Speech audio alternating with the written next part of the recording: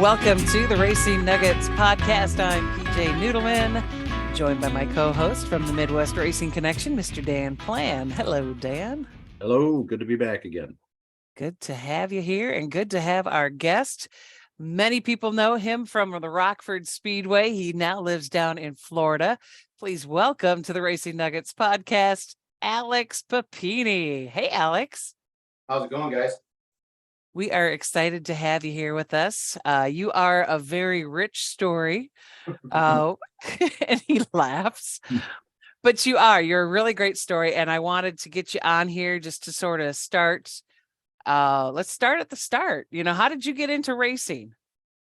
Well, I am a third generation driver on both sides of my family. My grandpa on my mom's side was not as known for the racing he did in the 1 year, but I grew up at Snooks Race Engines during the day, and at night I grew up in the race garage with my dad. My grandpa, Harold Eving, better known as Snooks, built racing engines. Its own Snooks Racing Engines from 1978 to through 2006 when he sold the business and retired. Had over 50-something championships as an engine builder. He actually built Kevin Noodleman's race engines for a few years. They were real close. My grandpa loved Kevin. I remember walking in the office and they'd be on the phone shooting the bull quite often. But yeah, so I grew up in at the time a very prominent race engine shop during the day. I remember standing on a milk crate with the little pedal, sandblasting valves and whatnot, and cleaning parts and tearing engines down, and then probably getting into too many people's business that I probably shouldn't have been. And at night I was either terrorizing all the crew members or helping work on race car at night. My mom was also a champion at Rockford Speedway. And I didn't know that.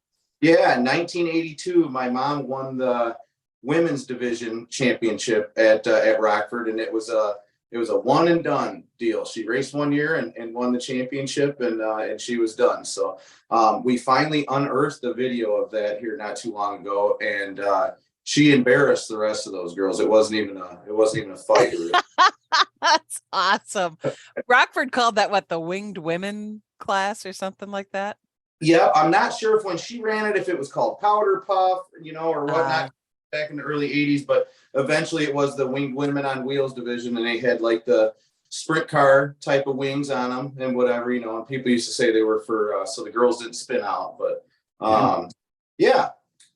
That's pretty cool. I did not know that. And of course your dad was a racer too. Absolutely. My dad was most known for he'd raced since he was 15 or 16 years old. There's some discrepancy if he ran under a good buddy of his name, under his good buddy's name the first year because he was 15 years old.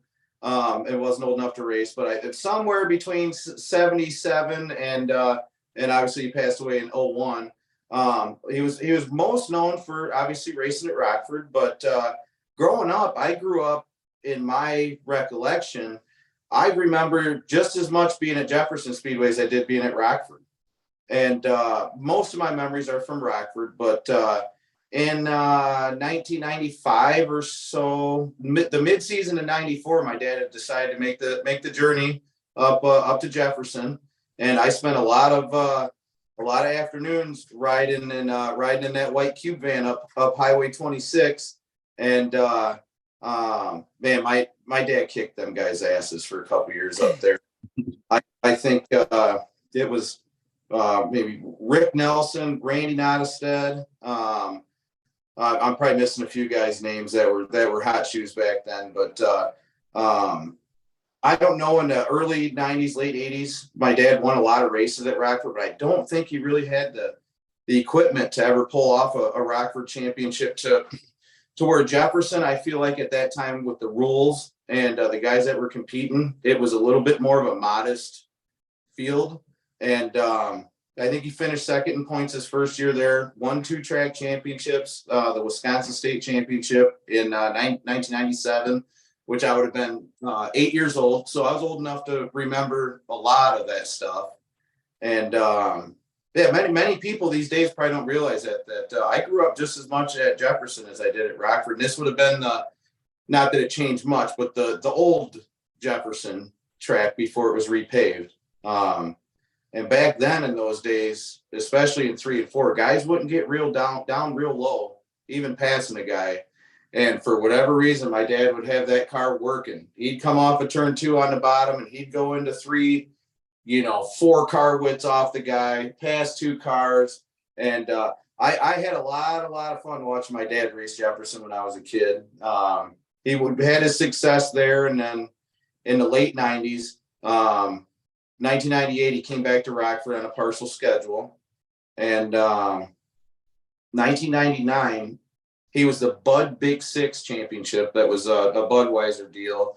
It was kind of a 1 race a month type of thing, or whatever, 6 races through the year. It was a separate points. And that was the only championship at Rockford my dad was ever able to get in 1999. So I remember all that very, very, very well. Back, still one of the only guys in the pits with an open trailer.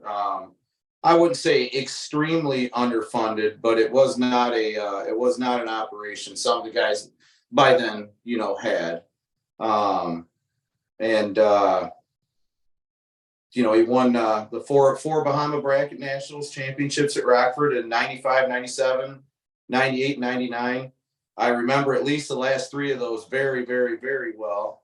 That was one of my favorite races of the year to go to for obvious reasons. So that's kind of a short rundown of my childhood years. And, I didn't care about anything else, especially even as a kid, other than just waiting for Saturday night. And, oh man, if it rained out, it was the end of the world to me. So that's kind of the short rundown of growing up at Snooks Race Engines, and then working on race cars with my dad at night. So it kind of had both ends of it, And most people do know that you lost your dad in a racing accident. How old were you when that happened, Alex? So I was 11. I'll kind of set the stage for it. I was 11 years old. My dad had actually just the year before gotten a decent sponsor to come back to race Rockford full time, and that was the only reason he was there full time in 2000.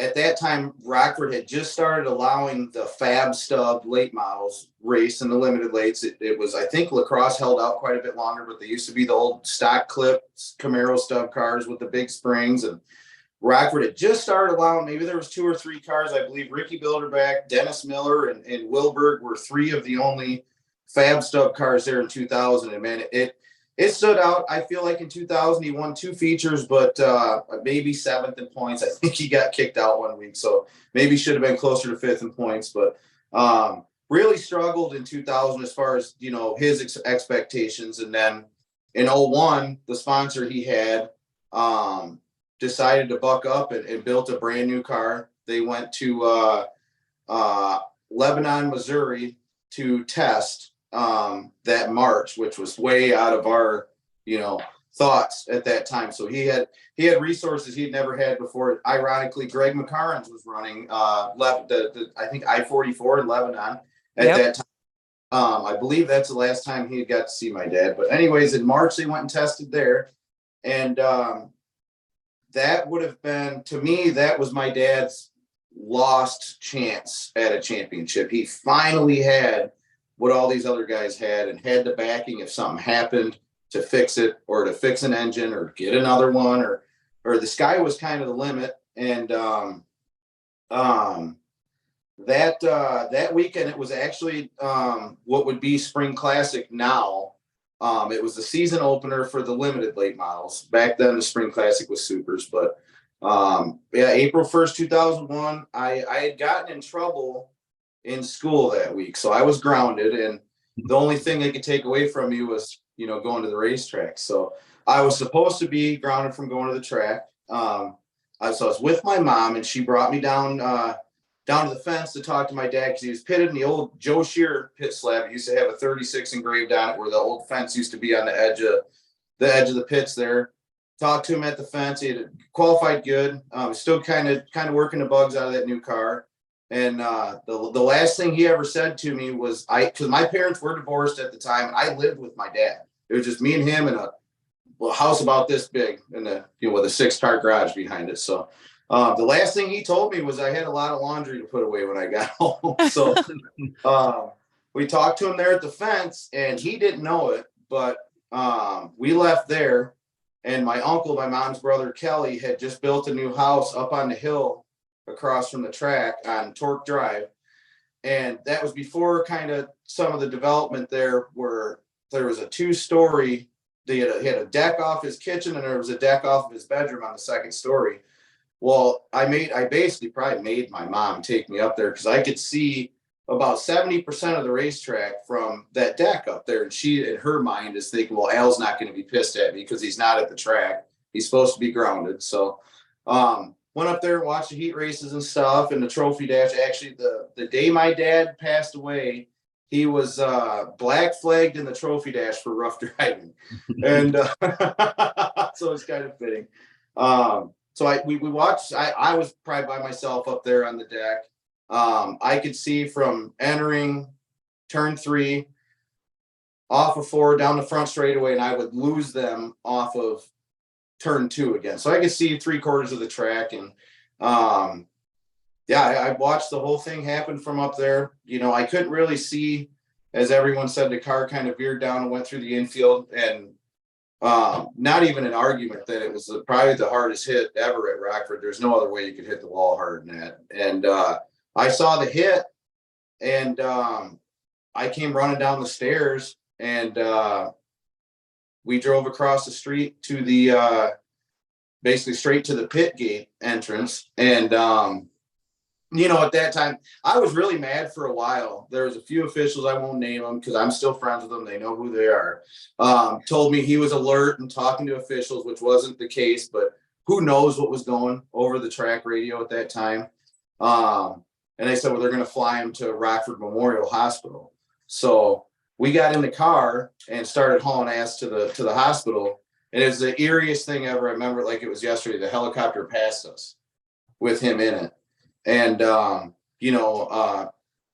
almost kind of a scene like the Dale Earnhardt deal that you'd see outside the emergency room. The news is there, and there's freaking people everywhere. And they put us, I remember getting in the emergency room, and they said, well, we're going to put you guys in a room, and the doctor's going to come talk to you guys. And when I heard that, even as young as I was, kind of light bulb went off. They said a room, not the room, like he's going to be in there. We're not going in the room where my dad's at. So that to me was already kind of alarming.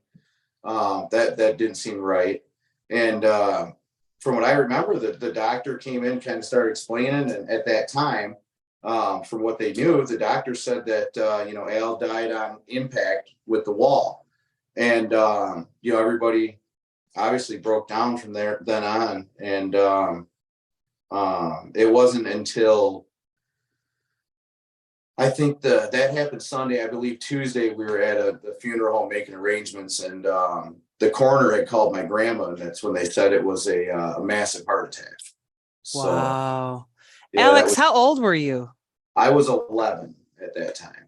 11 years old, and you saw it happen. Yep. Like I said, I wasn't at the track, which maybe was a blessing.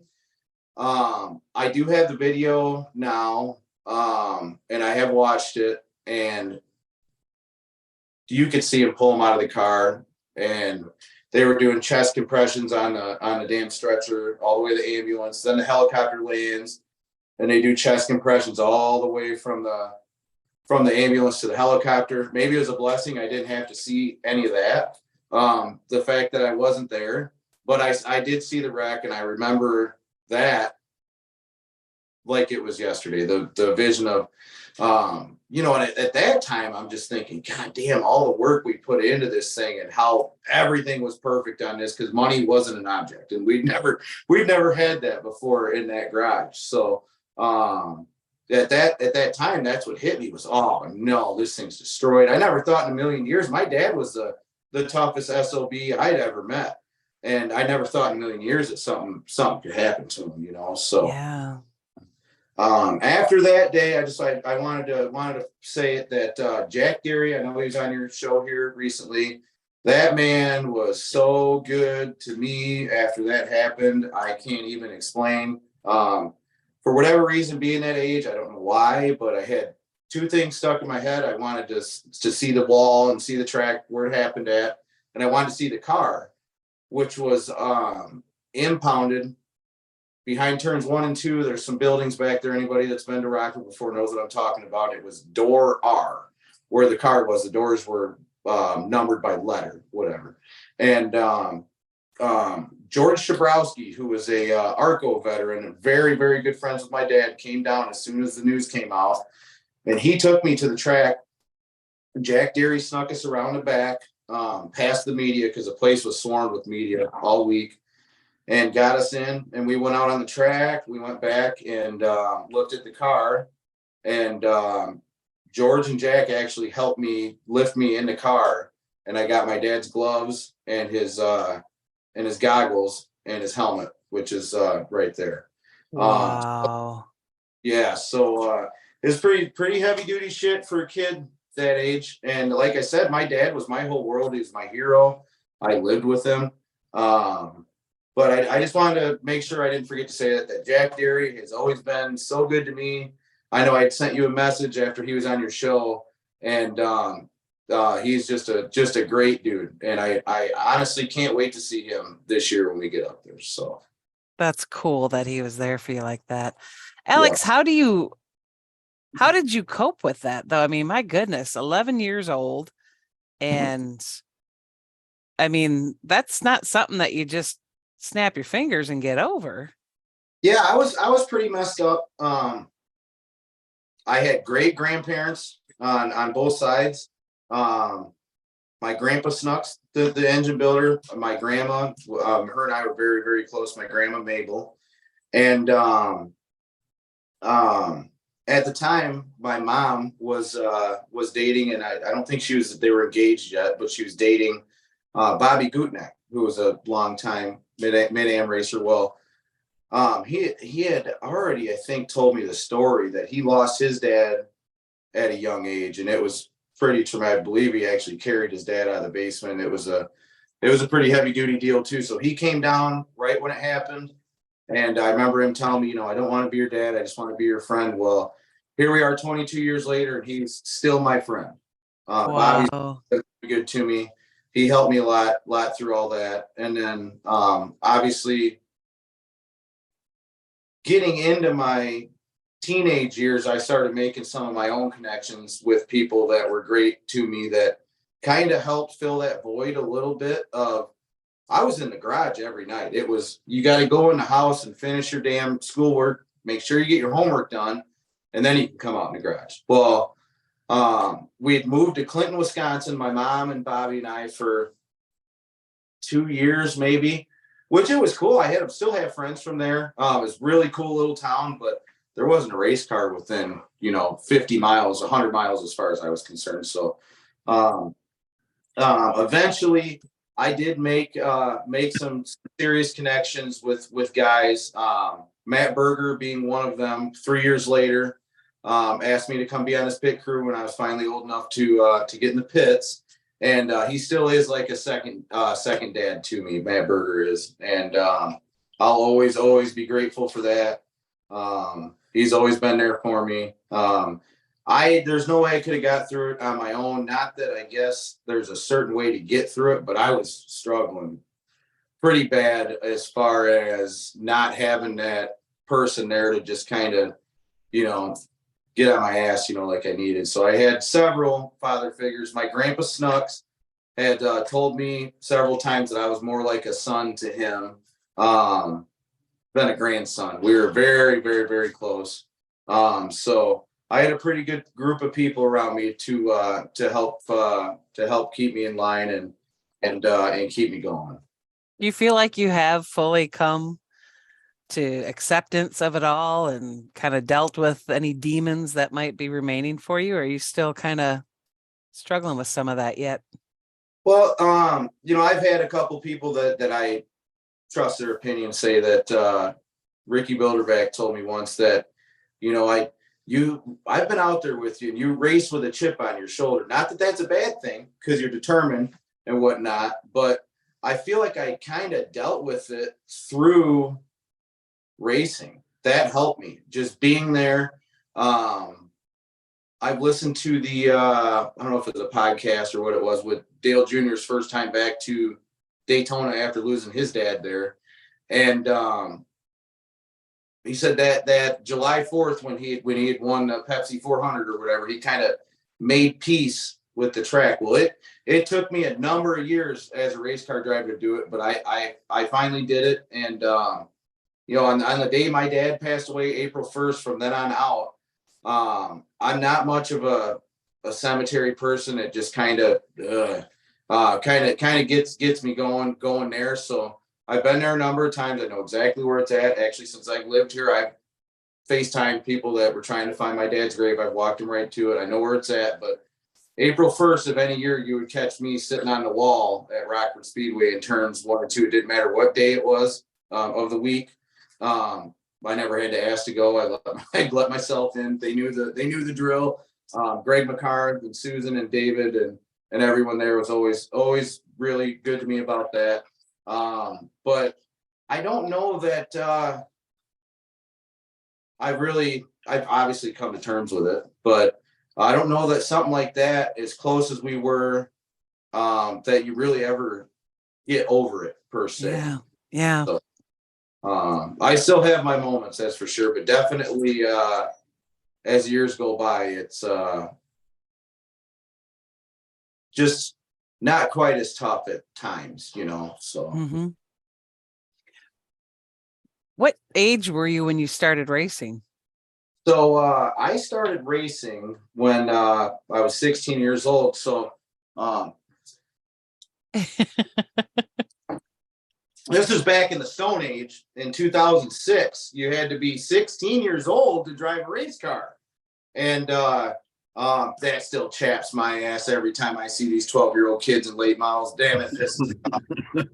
I had to wait till I was older than them to get in the pit to work on a race car, so it is what it is. But so I was 16 when I started, and it was kind of a unique deal when I started racing as far as the car I raced. I had spotted a car sitting outside of an old service station in Beloit that kind of looked familiar to me. And I was very well aware who owned it.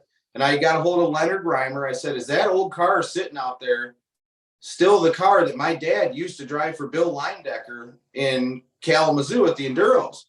He said, yeah, that's the car. You don't want to drive that thing. It's twisted this way and that way. And the both sides of the car looked like, straightened out tin foil. I mean, this thing was beat to hell. So I said, well, I want it. I traded a few late model parts. I don't know if I ever even gave him any cash. Leonard was pretty good to me too. And we ended up with this car. Bill Leindecker and my dad were very good friends all through the years that I can remember and all the stories that I know. And back in the late 80s, my dad would go to the big, I know it was a huge deal back then, that big, I think it was $5,000 to win that Kalamazoo Enduro. But my dad had drove this car several times there. And I think Bill Leindecker actually won that Enduro with this car, $5,000 for, old street stock style cars. So anyways, I got a hold of that car and that was my first race car. So that was a pretty neat way to start it, driving a car that my dad had ran at probably almost 1,000 laps in, running a few of those Enduros. It did not start off as planned by any means, not in my eyes anyways. I was pretty solid when we rented the track and did some practicing and stuff, but I got out there with other cars, and the first night the car didn't have power steering. So it had a steering box, but we didn't have a pump and the lines hooked up. So we would loop those lines on that power steering box. Well, now knowing what I know, that damn thing was so hard to turn. It felt like you were, even with a big old steering wheel, it felt like you're just holding the world up in the center of the corner. And that, to a kid that's never raced before, is intimidating. It makes you feel like you actually are in control of more than what you got, because it's so hard to steer the damn thing. Well, I'm gonna say this on here. I sucked the first night. One of my best friends and I now started on the front row of the slow heat, and I finished last. I think he won it, and I did not get lapped in the feature, but I was dead last of the cars running. And my mom tells this story sometimes because she thought, oh, he's not going to do it. He's going to quit. Oh, thank God. Because she didn't want me to race. She worries a lot. So I got the video of that race that next week, and I bawled like a little girl in my bedroom watching because I sucked. And it was at that point that I realized I was way more afraid of being nothing than I was of being hurt. So after that, I think we won the next 4 of the 5 races we were in ever, basically. And stuff kind of started snowballing. We went to Jefferson and won a hobby stock race there. And I had this friend that had a late model for sale, and it was a decent car. And I'm thinking, I can make this happen. I think I'm Dale Earnhardt Jr. at this point, where I won 5 races my first year. So in the middle of my first year, I sell my race car at the racetrack to a guy named Lincoln Keyser at Jefferson Speedway. We went to Jerry Eckhart's house and pulled the engine out because Lincoln was working on his stuff at Jerry Eckhart's back then. And I sold that car to him, took the money and put it down on this late model. Right. I didn't have enough money to come up with paying this car off. And I ended up going from July, August, not racing after I just started and won these races and proved to myself and other people I could do it. And I remember like it was yesterday. We're going down Highway 251. A buddy of mine, Jeremy, and I said, I don't know where it come from. I said, I'm going to call Brett McCoy, who is a 6-time Rockford Speedway champion now. So I'm going to call Brett McCoy and see if he'll let me drive his short tracker, which is the 4-cylinder Mustangs at Rockford, much like the Midwest Dash Series they have now. And I called him. I said, when are you going to let me drive that short tracker? And he said, let me call my dad and I'll call you back. And he hung up. I'm like, oh shit, he's going to let me drive this car. So my heart's pounding. He calls me back.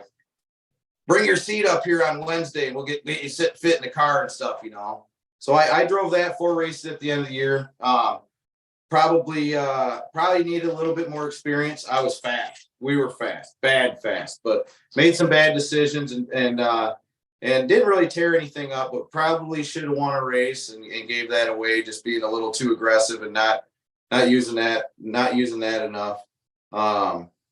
So that sounds like a whole career. That was my first season. Yeah. So a lot of the years leading up down through here are like that. But so that was my first season. The next year, I couldn't afford to pay that late model off. The guy, Roger Williams, a great guy, ended up, giving the money back that I put down on the car. He's a super good dude. I bought my old car back that my dad had raced before and decided to race Rockford off and on, and Jefferson, Columbus Speedway. We raced at Slinger, the quarter mile at Madison as a hobby stock or whatever. And then halfway through that season, I lost my grandpa, Snooks. Oh man. Yeah, it just kept getting worse. So I would have been 18 that year. As the day before my 18th birthday. He had retired that year and sold the business, Snooks Race Engines, to a guy in Beloit, and had enough pull still where he could build mine and my uncle's engines there, use the machines and whatnot. to build our engine still, but he was retired and went on a trip to Black River Falls, Wisconsin, and was killed in a 4-wheeler accident. So yeah, I got bad luck. So lost my, it was basically like losing my second dad that very next year. And that was just as tough as the first one. It I remember like it was yesterday too. Obviously I wasn't there, but it was that was a freaking tough one. So that was kind of my compass was my grandpa. You know, if I'd start messing up, he was a really nice guy, but if I messed up, he let me know it, and I needed that. And I lost him in 2007. In 2008, for whatever reason, I thought, well, we had my dad's old original Camaro stub late model. I'm going to put this thing together and I'm going to race for Rookie of the Year. So we slammed this car together that winter. Myself, my dad's best friend, Brian Larson, who we lost a few years ago. And we took the engine my grandpa built me for this Roadrunner street stock, converted it, and went out and ended up being just lucky enough to squeak by and won the Rookie of the Year that year. I think our best finish might have been 5th. No power steering, stock Camaro clip car. I mean, still running the shocks on the car that were my dad's. It was a low buck operation. But you won it, and that's kind of cool. Yeah, it was pretty badass. A lot of help from guys like that I was competing against: Jerry Guiley, Ricky Bilderback, Matt Berger, all guys that I looked up to my whole life, really out there, helped me make that happen. And I feel like my dad would be really grateful for people like that have done that much for me. Is that by chance the same car that you've run at the brackets? That actually is a different car. Okay. That would have been the car before. So my dad won the track championship at Jefferson in '96, and he sold that car. In '97, he raced the car from '96 was a perimeter chassis left-hander. '97, it was an offset left-hander. It was a newer car. He got a really good deal on it. And that was the car I started racing with and won Rookie of the Year. Later on down the line, I hunted that old car that you're talking about down in a barn and dug that thing out. And that would have been the car I won, I think, my last 3 Bahama brackets with was that car.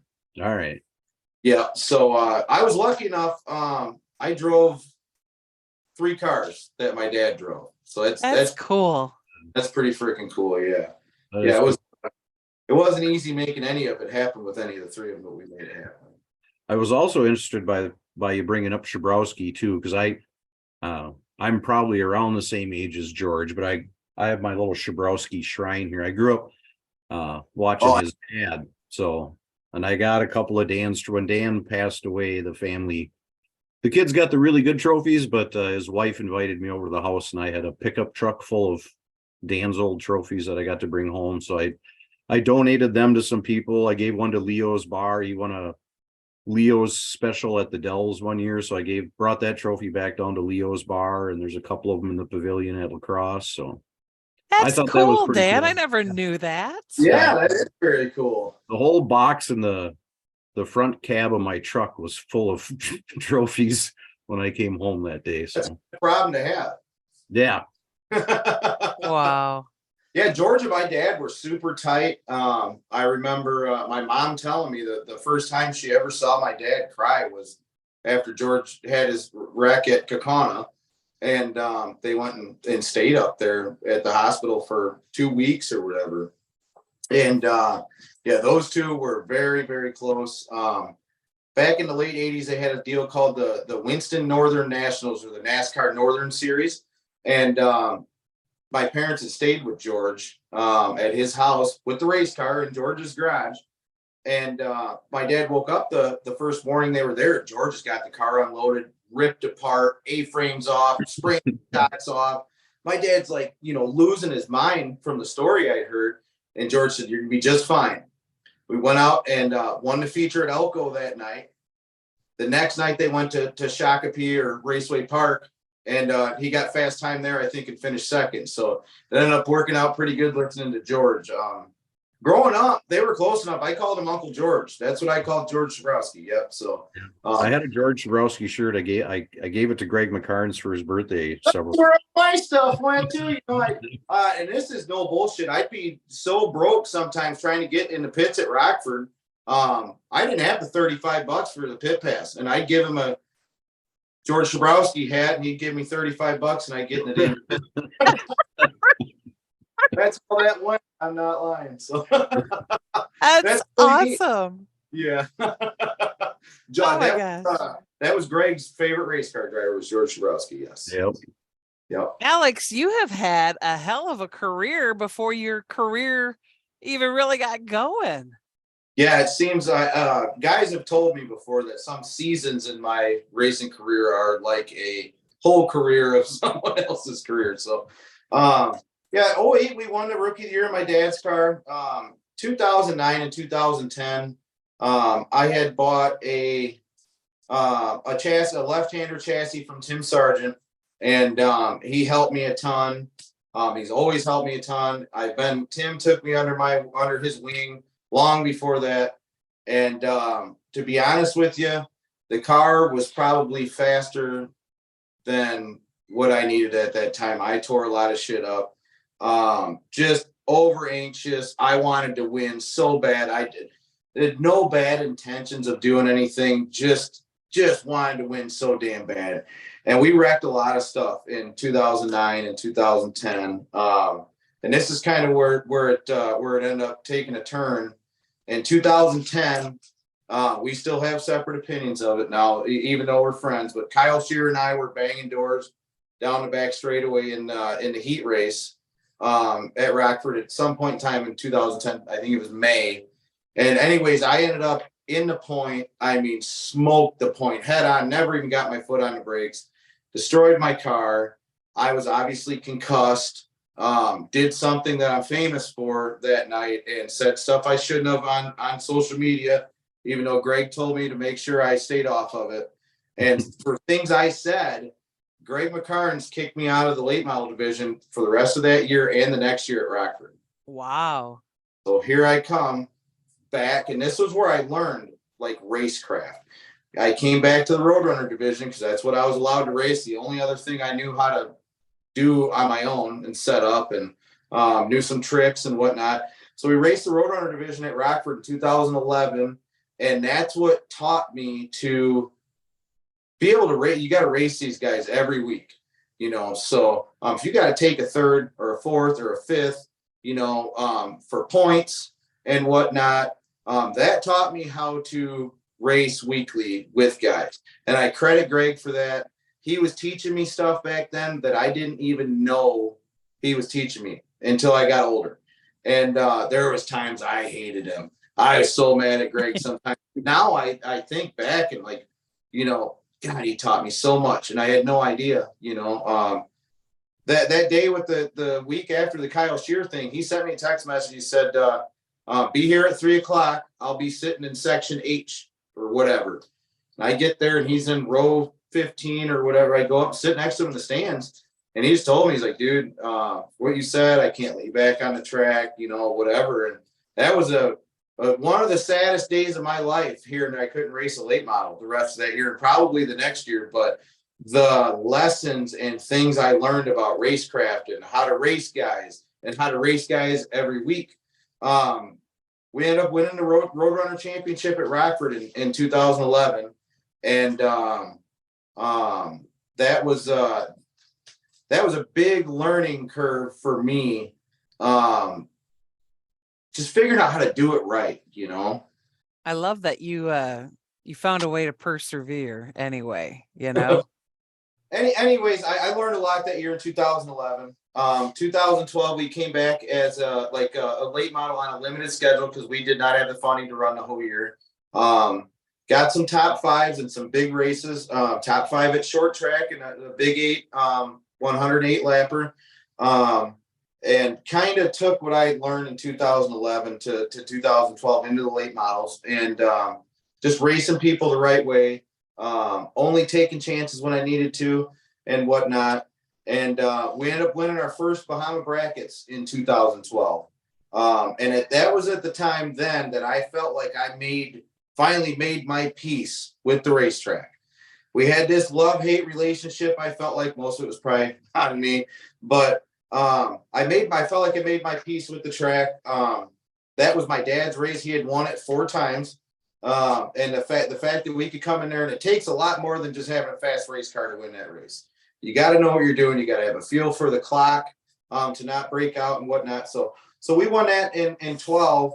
And after that moment, we could not do anything wrong for 2 years.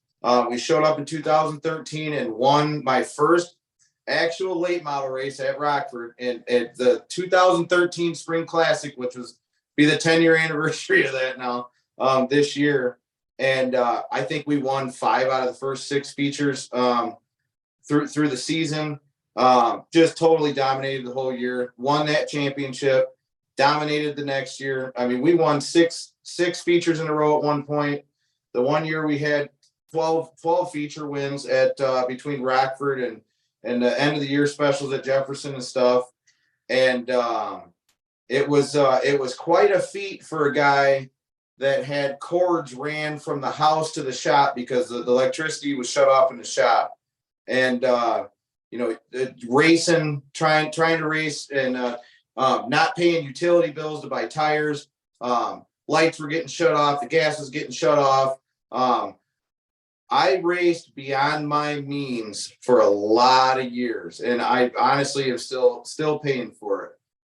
We had no business doing what we were doing, and I was really, really, really proud of what we were able to accomplish. Not necessarily with what we had, but with the wallet we had to work with, because we did not have a wallet at all. So when I tell you I traded George Chabrowski hats to Greg McCarnes to get in the freaking pits, that's the truth. Wow. No, I just had to make sure I got that in this, but No, that's cool.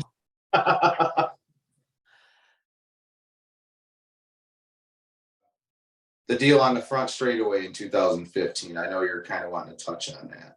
Well, I want to say the year before that, I can't remember. I think I was down there in 2014, and you'd won the championship, and I think you ran the super race with your crate motor that year, right? And I think you got a top 10 finish.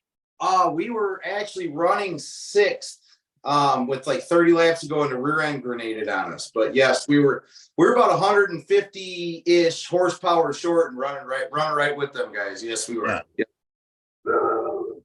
So yeah, in 2015 we had been traveling a little bit that year. Ran Jefferson most of the year. Ran the Badgerland Challenge Series, which was Jefferson, Slinger, and Madison. That American Racer had put on that Badgerland Series. We had won races that year at Rockford, Jefferson, and Slinger.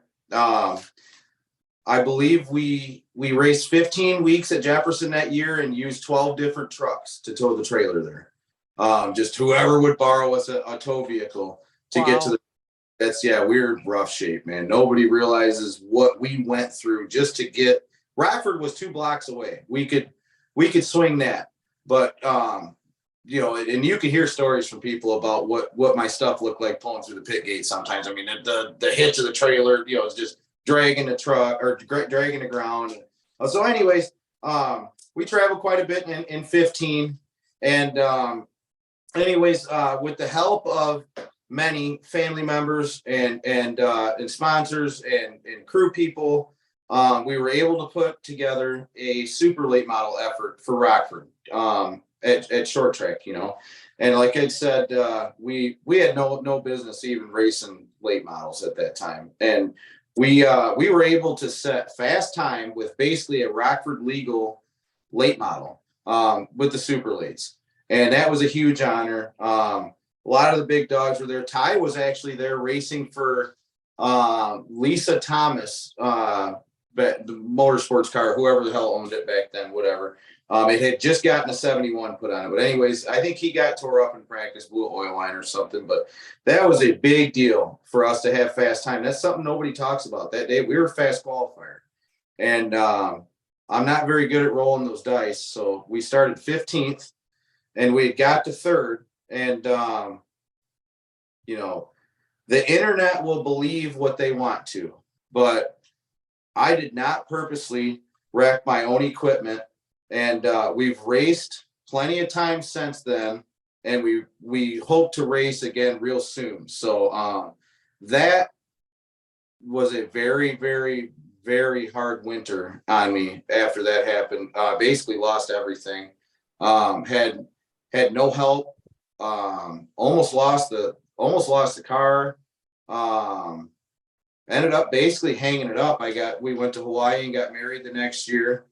And, you know, that was a big part of my life. That was not a good part of my life. There was a lot of repercussion that came from that. And it was not punishments from racetracks or whatnot.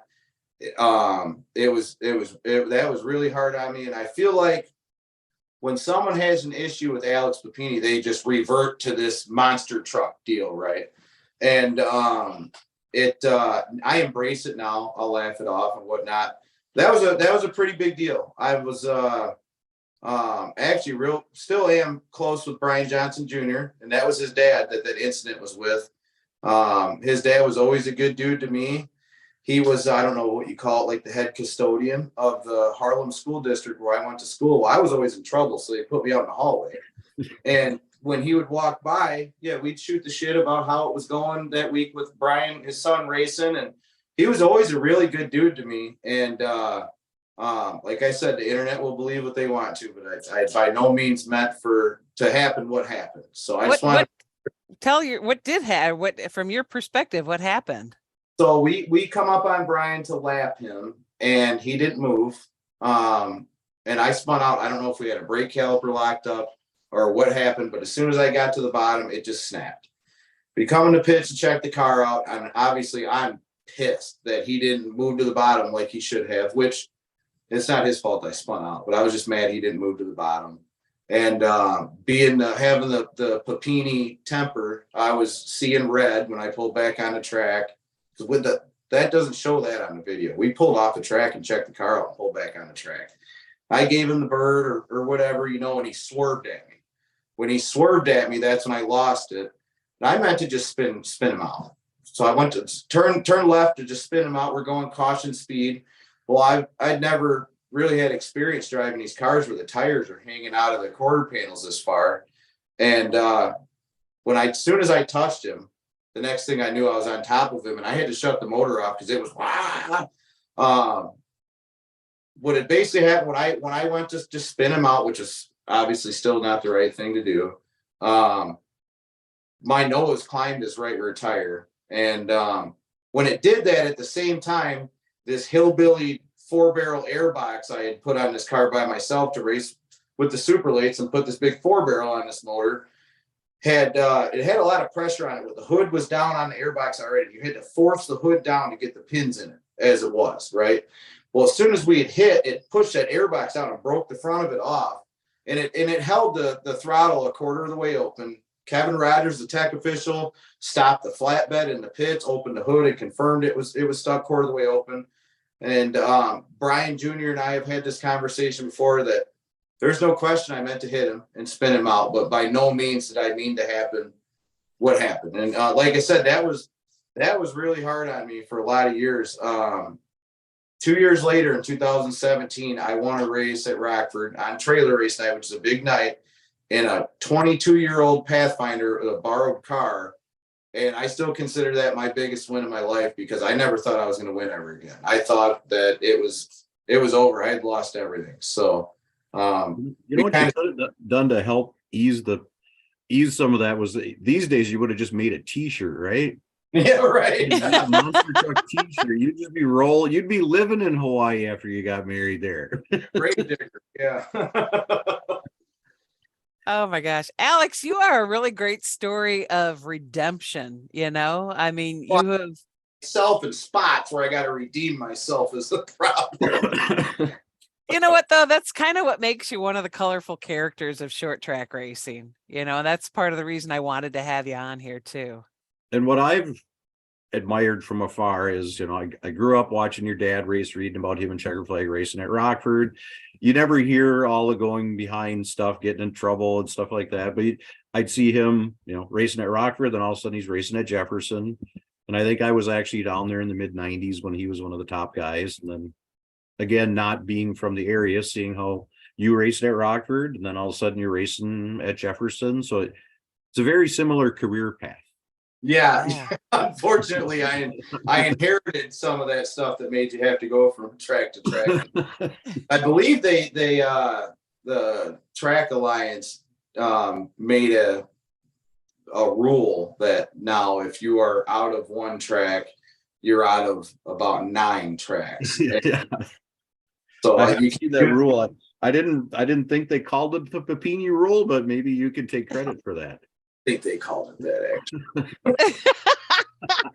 So, Alex, did you move to Florida then just to escape everything, or what was it that drove you to Florida?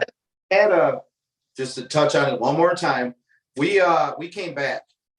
Tim Sargent hooked me up with an awesome Hamke chassis in 2018 over the winter. We slammed it together in 2 months, won 4 out of the first 5 races in 2018. Showed that we could do it again on a shoestring budget. Trailer that I bought for $1,000. It leaked water, and it was a situation pulling in there. And we ran out of money by midseason. Should have won that championship in 2018. Blew up 3 motors. We were just shit out of luck. No money. Ended up coming back and getting another bullet at short track with the super late models with that car in 2018. And then after that, I felt like I had grown up a little bit, and just racing beyond my means was not in my heart as much anymore. I was married, had some stepchildren, a couple of dogs that eat a lot. I got a little bit smarter. Then I feel like I started a landscaping business in 2019 that we did really well with for about 1.5 years. And then, my wife got the opportunity to transfer to Pensacola with her job. And I said, let's do it. We had been here one year for the Derby, and anything's got to be better than living in Illinois. So, we made the journey down and moved right in the middle of COVID. We had no idea. Obviously, none of that was going to happen.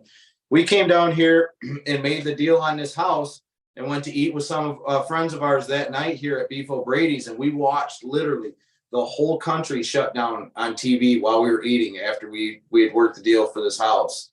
And it was pretty eerie moving down the middle of that, because at that time, this was March of 2020, you didn't know what to believe and what not to believe.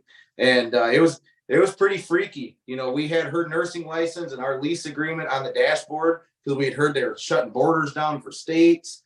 And it was pretty crazy moving down here when we did. It was, but hindsight 2020, it looked like we knew what we were doing, because I never wore a mask one time down here in Florida. COVID wasn't really talked about unless you turn the TV on. So, that would have been the end of March in 2020 that we moved down to Pensacola. Yeah. And so what are you doing down there now for a living? Well, I actually, when we first moved here, I was working for a friend of mine's dad in a cabinet shop, building cabinets and whatnot. And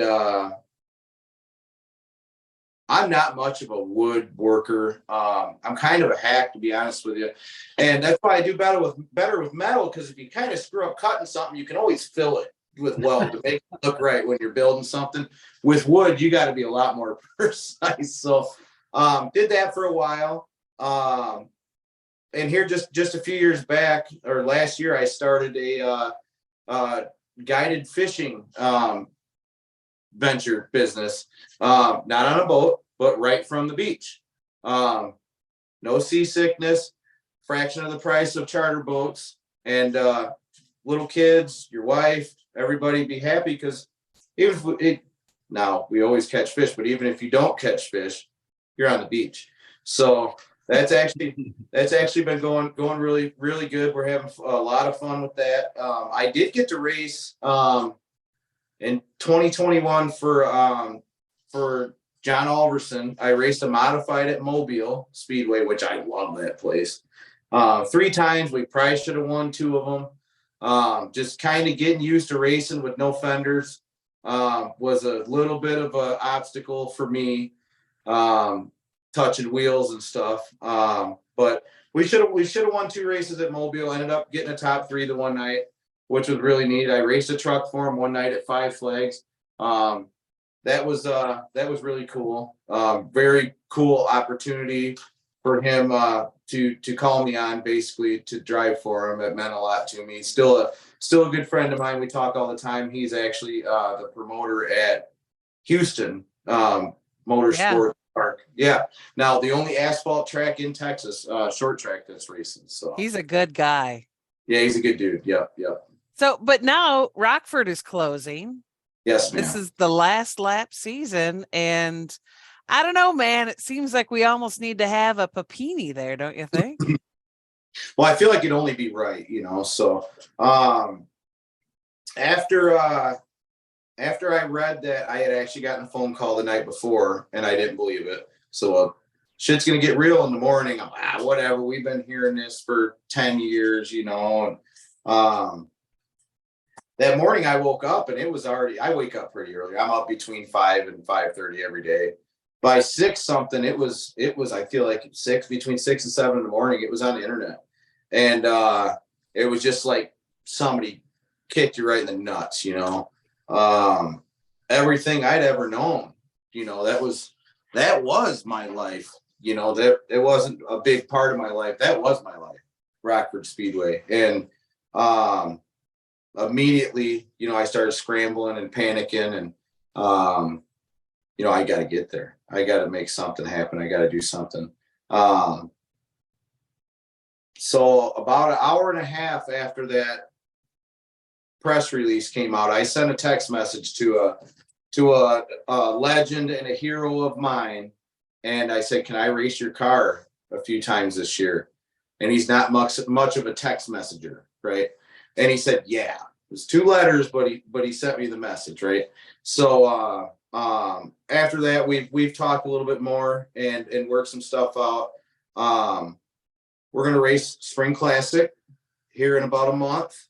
And I'm getting fat. I haven't done much but besides drink beer and swim in the pool since I've been here. So that knows me, I've been lifting weights and jogging around the block and doing push-ups and stuff. It's like hell froze over in my house right now because I might not be able to fit in a seat, but I'll be damned if I'm gonna fall out of it. So yeah. So I've been trying to get myself in shape a little bit better and whatnot. We're going to run Spring Classic, probably a big night in the middle of the year at Rockford, maybe the Star Spangled 76, maybe a trailer race night. We're not sure on that yet, but then short track weekend with the Big 8 series. And then the last lap bash, which is going to be a big deal. October 28th and 29th will be the final races at Rockford Speedway. And we're going to go all out for that one. I plan on coming and we're going to camp and make a big deal out of it, but probably run 4 races this year. I've went back and forth if I'm going to say what car I'm driving. There might be a hint behind me somewhere, a little clue. But we're going to let the fans see what car I'm in when it pulls on the track on April 22nd for the Spring Classic. But I'm very honored and appreciate the opportunity to be able to come back there and just be involved. Huge honor to drive the car that I'm going to drive. And I'm extremely competitive, but at this point, I'm just happy to be there, be around my friends and family that I've known my whole life. I'll drive this car with respect because that's how it was driven by the person that owns it. But if we get a chance to win, we're going to try to win. So I freaking love it. I love it. I took notes. I'm making my plans now for when I am going to be heading to Rockford. I knew I was going to go to several. What's that? April 22nd, be there.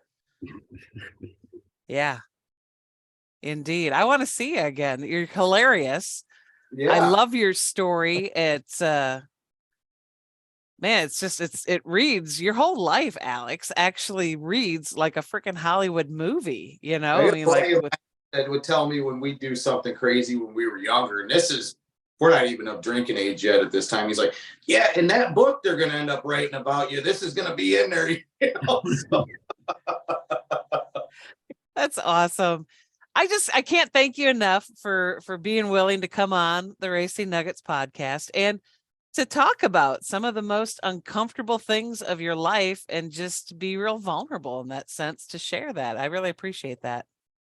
But it's two things is I always raced beyond my means and did whatever it took, one way or the other. And that's how much it meant to me was to that's my life, whatever it took to be there and to be competitive. And I don't really know anything else. So being down here has been different. I've been staying sharp with this year. I racing a ton. Ty would probably still hand me my ass racing, but I've gotten a lot better, and I feel like it is really keeping me sharp. Yeah, I cannot wait to get back in a race car. It's killing me. So I wish I was there right now and we could go test next week, but we're gonna wait till hopefully the week of Spring Classic and we'll be out there. I'm excited for you. I really am. Alex, thanks so much for joining us. I appreciate it more than I can really put into words. You have been a real treat on here. Well, and I'm sorry for putting you off. I know we talked about it on Pit Road Sunday of the Snowball Derby. The two coolest things I did was took a picture with childhood hero Travis Quapple, and I got to meet you. So it was a hell of a day for me. Well, you better set your standards a little higher, I think. Oh, yeah. You are a good shit. The list of people, I believe I'm the 16th person on your podcast, something like that. Yep, maybe not. This is episode 16. Yeah, see. The names that you've had on here, I'm humbled to be on here as soon as I was. So that's pretty neat. I thank you guys both very much. You're very welcome. You're very welcome. Sending you a long distance hug until I can see you in person again. April 22nd. Be there. Be there. And Dan and I can get some popcorn and sit with Jack Deary. Yeah. He's making it great again from what I hear. Yes, he is. All right. Take care, Alex. Mwah. All right. Thank you, guys.